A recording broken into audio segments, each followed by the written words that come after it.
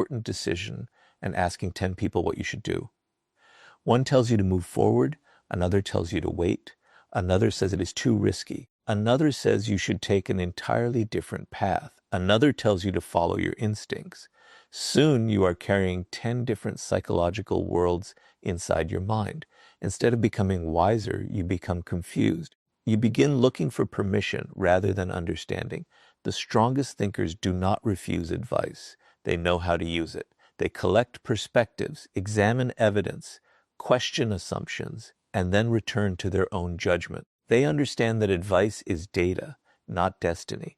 A person can offer you a perspective without gaining control over your decision.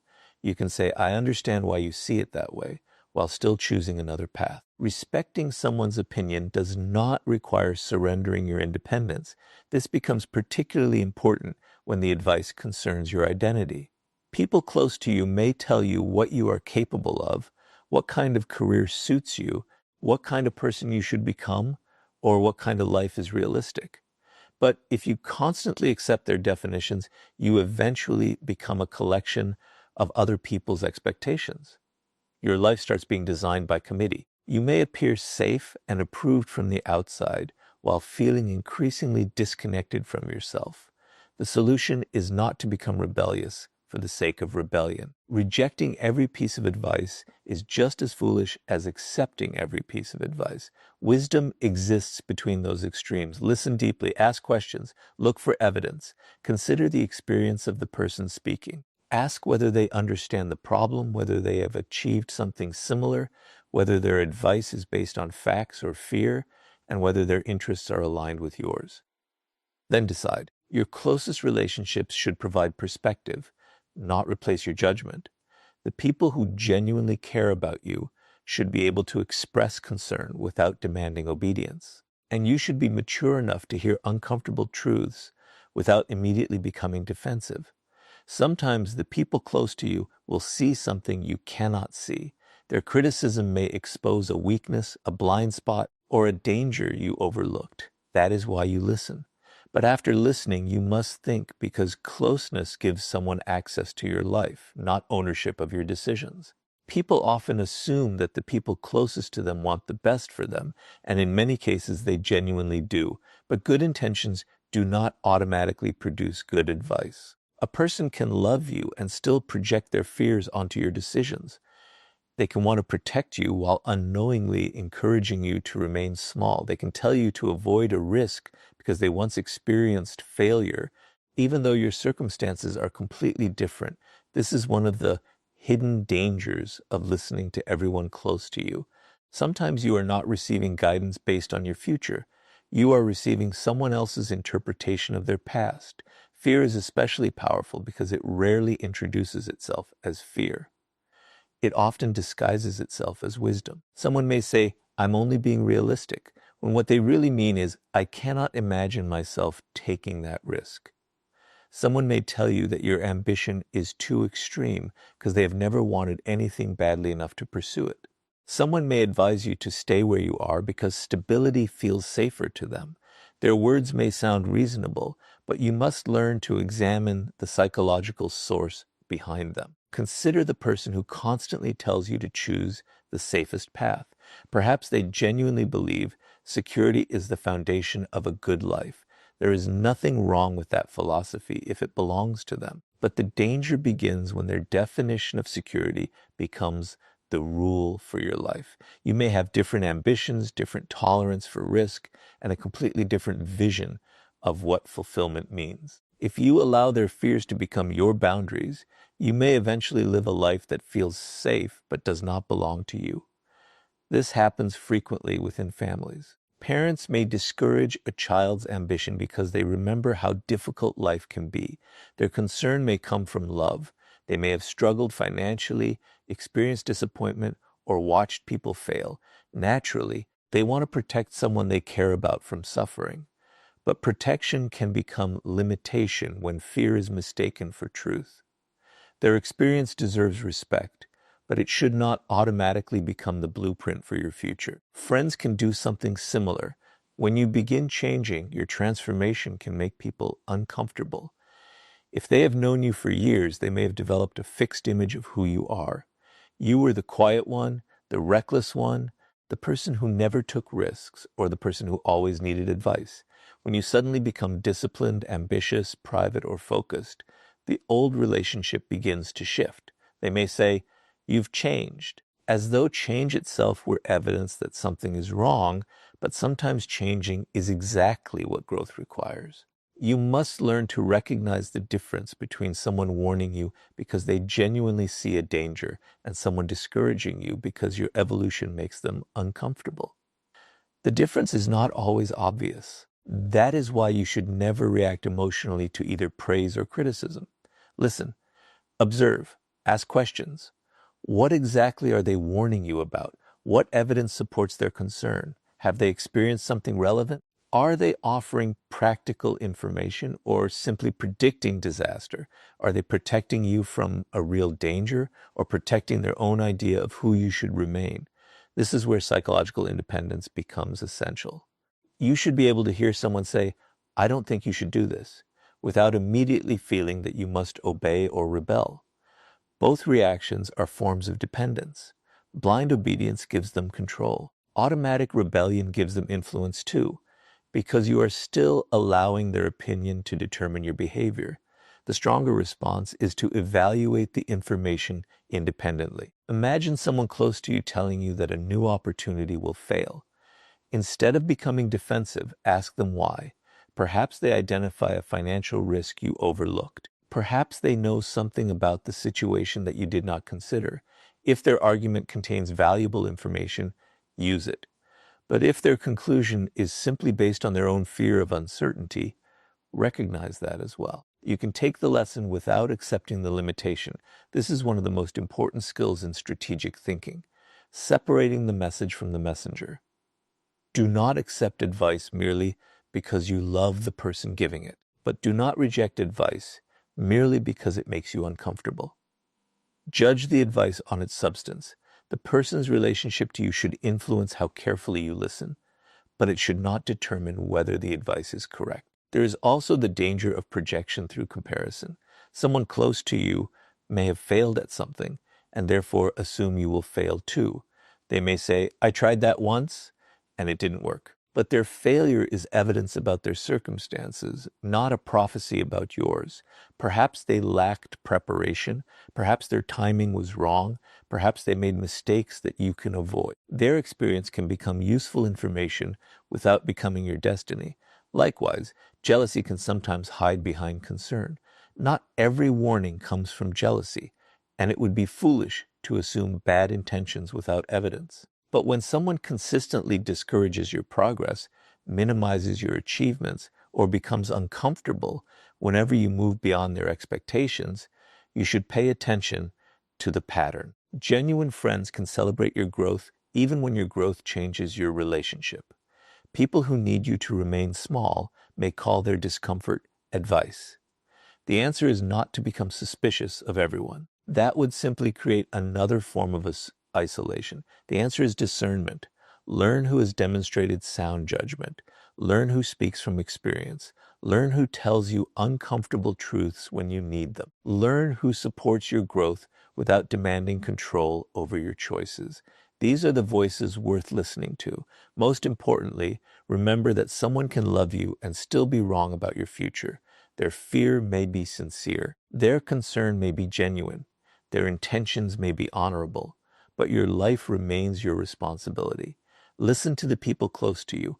Understand where their advice comes from. Separate their fears from the facts, and then make the decision that you can take responsibility for. Because the most dangerous voice is not always the one trying to deceive you.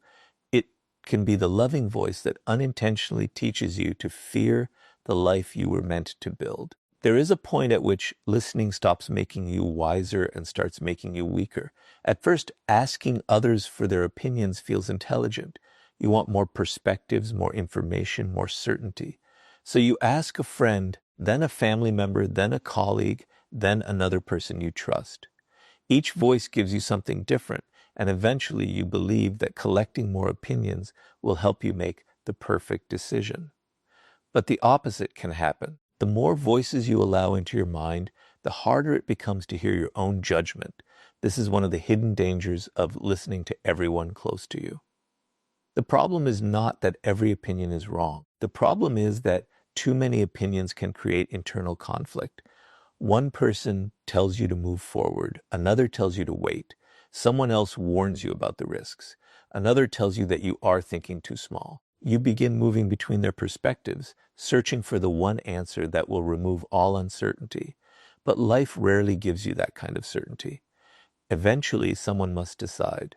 That person is you. When you constantly seek approval before acting, you slowly train your mind to distrust itself. You begin thinking, what will they think? Before asking, what do I think? You measure your choices through other people's reactions. You become comfortable only when everyone agrees with you. But if you need unanimous approval to move forward, you have given your independence to the crowd. The irony is that the people closest to you may have completely different ideas about what your life should look like. Your family may value stability, your friends may value comfort, a partner may prioritize security, a colleague may prioritize status. Each person can speak sincerely while pulling you toward a different future. If you attempt to satisfy all of them, you may end up satisfying none of them, including yourself. This is why strong decision-making requires the ability to tolerate disagreement. You must become comfortable with the possibility that someone you respect will not understand your choice. That does not automatically mean you are right and they are wrong. It simply means that different people can evaluate the same situation differently. Their disagreement becomes information rather than a command. There is a psychological trap hidden inside the desire for approval. When people approve of your decision, you feel safe. If something goes wrong, you can tell yourself that everyone agreed with you. But if you make the decision alone and it fails, you must confront your own responsibility. Many people therefore prefer collective approval because it reduces emotional risk. They are not necessarily looking for wisdom. They are looking for someone to share the blame. But real independence means accepting responsibility for the consequences of your choices. You can listen to 10 people and still be responsible for the final decision. You cannot transfer that responsibility simply because someone else advised you. This is why you should be careful about saying, they told me to do it. The moment you use another person's advice as an excuse for your decision, you have surrendered part of your agency. A powerful mind learns how to gather perspectives without becoming controlled by them. Imagine that you are considering an important decision. Instead of asking everyone what they think, first define the problem yourself. What are the facts? What are the risks? What do you want? What outcome are you trying to create? What principles matter to you? Once you understand those things, outside opinions become easier to evaluate because you have a framework. Without a framework, every opinion feels equally important. With a framework, you can separate useful information from emotional noise. This is where strategic silence becomes valuable. You do not need to announce every decision while you are still forming it. Sometimes the more people you tell, the more psychological pressure you create. Once everyone knows your plan, you may feel obligated to defend it even when new information appears. Or you may become distracted by their reactions before you have even tested the idea yourself. Privacy can protect your thinking. You can develop a plan quietly, gather information carefully, and observe the results before inviting everyone into the process. This does not mean becoming secretive or distrustful. It means recognizing that not every thought needs an audience. There is also strength in learning to say, I appreciate your perspective. I need time to think about it. That simple sentence protects your independence. You do not have to respond immediately. You do not have to defend yourself. You do not have to agree simply because someone is standing in front of you. Give yourself enough silence to hear what remains after their voice has disappeared. And when you finally decide, accept the responsibility that comes with it. If the decision succeeds, do not become arrogant. If it fails, do not blame the people who advised you. Study the outcome. Learn, adjust, become better at judging the next situation. This is how independent judgment is built, not through always being right, but through becoming increasingly capable of learning from reality. The strongest person in the room is not necessarily the one who talks the most or rejects everyone's advice. It is often the person who can listen to every voice without becoming owned by any of them. They can consider criticism without collapsing, accept praise without becoming dependent, and hear disagreement without immediately changing direction. Because when everyone else is allowed to speak inside your mind, the greatest danger is that your own judgment becomes the quietest voice of all. The people closest to you should not automatically receive unlimited access to your decisions simply because they are close. This is where discernment becomes more important than trust alone. Trust is valuable, but trust does not mean allowing every person into every part of your life. There are decisions that require specialized knowledge, decisions that require personal reflection, and decisions that should remain private until you understand them yourself. When you treat every familiar voice as equally qualified to influence your choices, you create a dangerous situation where emotional closeness becomes confused with wisdom. Think about how easily people give advice. Someone hears a small part of your situation and immediately tells you what they would do. But they are not living your circumstances. They do not carry your exact responsibilities, your ambitions, your fears, your history, or the consequences that will follow your decision. They may be intelligent and well-intentioned, but they are still observing your life from the outside. Their perspective can be useful, but it should never automatically become your direction. This is why you must learn to evaluate who deserves influence. Ask yourself what this person actually knows about the subject. Have they faced a similar situation? Have they demonstrated good judgment in their own life? Do they understand the consequences of the choice you are considering? Are they willing to tell you an uncomfortable truth, even when it is not what you want to hear? Or do they simply tell you what makes you feel safe? These questions help you separate genuine guidance from casual opinion. Not every opinion deserves equal weight. A close friend may know your personality extremely well, but have no understanding of the business decision you are considering. A family member may deeply understand your history, but have limited knowledge about the career you want to pursue.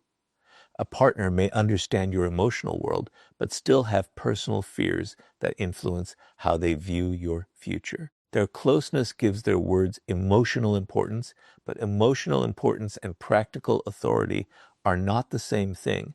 This distinction can protect you from one of the most subtle forms of control, advice that feels like love. Sometimes a person says, "I'm telling you this because I care about you," and because you care about them, you immediately lower your defenses. You assume that questioning their advice means questioning their love, but you can appreciate someone's concern while still evaluating their conclusion. In fact, mature relationships should allow this. Someone who genuinely cares about you should be able to say what they believe without demanding that you obey them. There is also wisdom in keeping certain plans private during their early stages. When an idea is still fragile, exposing it to too many opinions can weaken your confidence before you have had the opportunity to test it. You announce a new goal, and suddenly everyone has something to say. One person tells you it is unrealistic. Another gives you a completely different strategy. Someone else reminds you about a person who failed at something similar. Before you have even taken the first step, you are carrying everyone else's doubts. Sometimes silence protects the seed before it becomes strong enough to withstand criticism.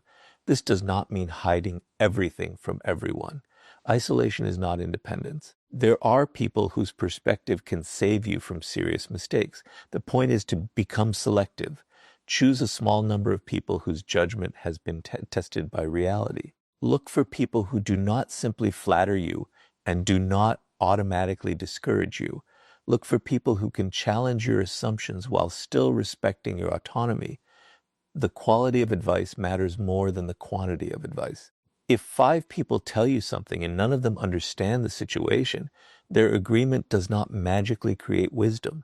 And if one person gives you an uncomfortable warning supported by strong evidence, you should not dismiss it simply because it is unpopular. Independent judgment requires evaluating the substance of what is being said rather than counting how many people agree. You should also pay attention to patterns. A person who consistently supports your growth while honestly pointing out your mistakes may be worth listening to. A person who constantly discourages every new opportunity, minimizes your progress, or becomes uncomfortable whenever you become more independent deserves a more careful evaluation. Do not immediately label them jealous or malicious. Instead, observe. Patterns reveal more than isolated comments.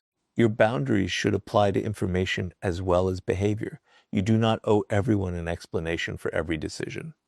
Sometimes saying, "I appreciate your concern, but I've decided to handle it this way," is enough. You do not need to argue until they agree. You do not need to defend every detail of your plan. The more desperately you try to convince someone, the more you may begin adjusting your decisions simply to gain their approval. There is quiet strength in allowing someone to disagree with you if you have examined the facts, considered the risks, listened to relevant advice, and reached a decision. You can move forward without requiring everyone around you to understand. Their disagreement does not automatically make you reckless. Your agreement with them does not automatically make you wise. What matters is whether you have developed the judgment to distinguish useful guidance from emotional noise. Ultimately, the people closest to you should influence your thinking through the quality of their wisdom, not through the strength of their emotional position in your life.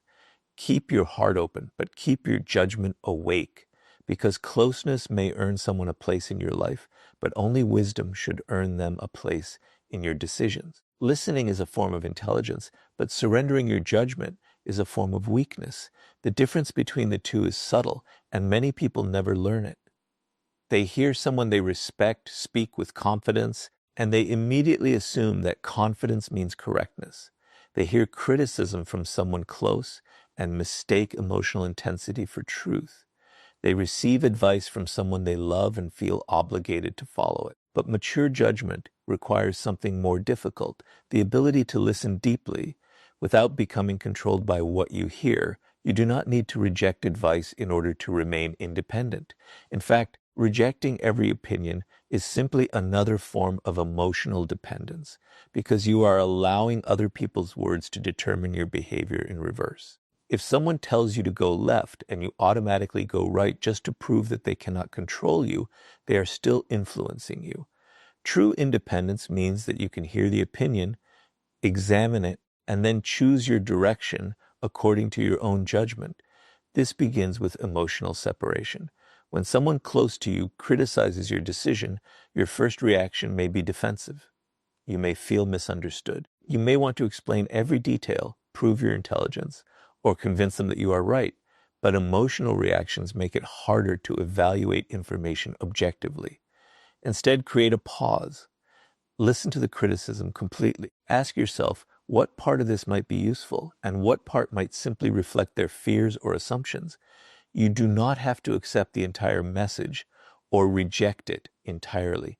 You can extract what is valuable and leave the rest. This is a powerful psychological skill because most advice contains a mixture of information and interpretation.